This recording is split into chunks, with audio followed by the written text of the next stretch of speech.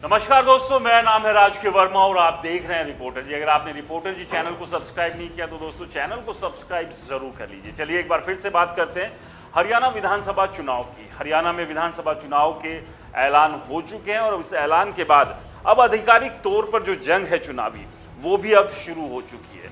वैसे तो हरियाणा में चुनाव की घोषणा से पहले ही तमाम पॉलिटिकल पार्टीज अपनी तैयारियों में जुट गई थी। सियासी पारा लगातार गर्म था और इसी गर्मागर्म सियासी पारे के बीच लगातार एक दल दूसरे के ऊपर आरोप लगा रहे थे, तो कहीं कुछ दलों के भीतर ही गुटबाजी चल रही थी। और उसी गुटबाजी के बीच आज हम बात करेंगे कुमारी शैलजा और भूपेंद्र सिंह हुड्डा की। कुमारी शैलजा वर्सेस भूपेंद्र सिंह हुड्डा के बीच 2024 में अगर कांग्रेस हरियाणा में आती है तो कौन बाजी मारेगा, कौन बनेगा हरियाणा में कांग्रेस का किंग या क्वीन। तो ये अब देखना बड़ा दिलचस्प होगा, क्योंकि दोनों ही खेमों ने लगातार एक दूसरे के बारे में आरोप लगा रहे हैं, एक दूसरे के बारे में बयानबाजी कर रहे हैं। और इस सब के बीच कुमारी शैलजा और भूपेंद्र सिंह हुड्डा सीएम की दावेदारी दोनों ही ठोक चुके हैं।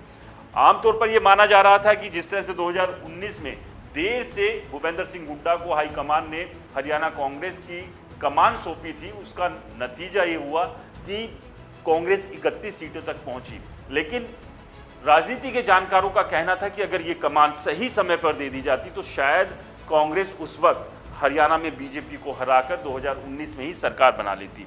लेकिन इस सब के साथ भूपेंद्र सिंह हुड्डा की और हाईकमान के बीच की तकरार के बारे में भी जो है लगभग सभी को पता ही है। 2019 में जो नाराजगी थी भूपेंद्र सिंह हुड्डा की वो साफ जाहिर हुई थी और उन्होंने गोहाना में एक रैली की थी जिसमें कि ये माना जा रहा था कि भूपेंद्र सिंह हुड्डा कभी भी अपनी पार्टी का ऐलान कर सकते हैं। खैर अब 2024 का रन है, ऐसे में कांग्रेस के ये दोनों नेता बीजेपी से पार पाने के साथ साथ एक दूसरे के खिलाफ चल रही लड़ाई में कैसे बाजी मारेंगे ये भी अपने आप में समझना बेहद अहम है। क्योंकि अगर भूपेंद्र सिंह हुड्डा को लेकर कहा जाए तो ये कयास लगाए जा रहे हैं और राजनीति के जानकार भी ये कह रहे हैं कि भूपेंद्र सिंह हुड्डा किसी भी हाल में ये नहीं चाहेंगे कि कांग्रेस को 50 से ज्यादा सीटें मिले।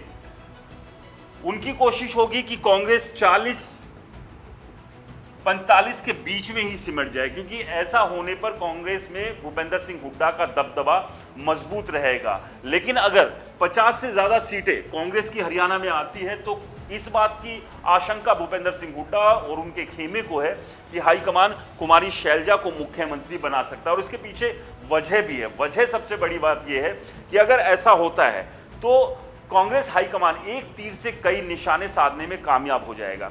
हरियाणा में पहली बार कोई महिला नेता मुख्यमंत्री बनेगी और सबसे बड़ी बात, एक दलित चेहरा। हरियाणा में 20% दलित वोटर है, उन्हें साधने के साथ साथ कांग्रेस न केवल हरियाणा बल्कि देश भर में ये मैसेज पहुंचाने में कामयाब हो सकती है कि वो दलित नेताओं को आगे बढ़ाने का काम करती है। ये काम सिर्फ बीजेपी नहीं कर रही है।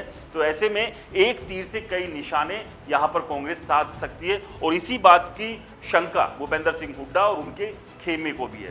क्योंकि एक तरफ देखें तो लगातार बीजेपी ओबीसी जो नेता हैं उन्हें आगे बढ़ाने का काम कर रहे हैं। तो ऐसे में उस तुरप के इक्के के सामने कुमारी शैलजा एक बड़ा तुरप का इक्का जो है वो कांग्रेस के लिए साबित हो सकती है। तो सवाल वही है कि शैलजा वर्सेस हुड्डा के बीच की इस जंग में कौन बाजी मारेगा और कौन कांग्रेस का किंग या क्वीन बन सकता है। लेकिन खैर ये नतीजे आने के बाद ही साफ होगा। और दोनों ही नेताओं की तरफ से जो बयान दिए जा रहे हैं उसमें एक लाइन साफ तौर पर बोली जा रही है कि मुख्यमंत्री अगर कांग्रेस जीतती है तो वो कौन होगा इसका फैसला कोई और नहीं बल्कि दिल्ली में बैठा कांग्रेस का हाईकमान ही तय करेगा। तो अब हाईकमान किसे ज्यादा पसंद करता है और किसे नहीं वो आप अच्छे से जानते हैं। खैर आपको क्या लगता है हमें कमेंट्स कर जरूर बताएं। और रिपोर्टर जी चैनल को सब्सक्राइब नहीं किया तो दोस्तों चैनल को सब्सक्राइब करना ना भूलें, क्योंकि हम हैं हरियाणा की आवाज़।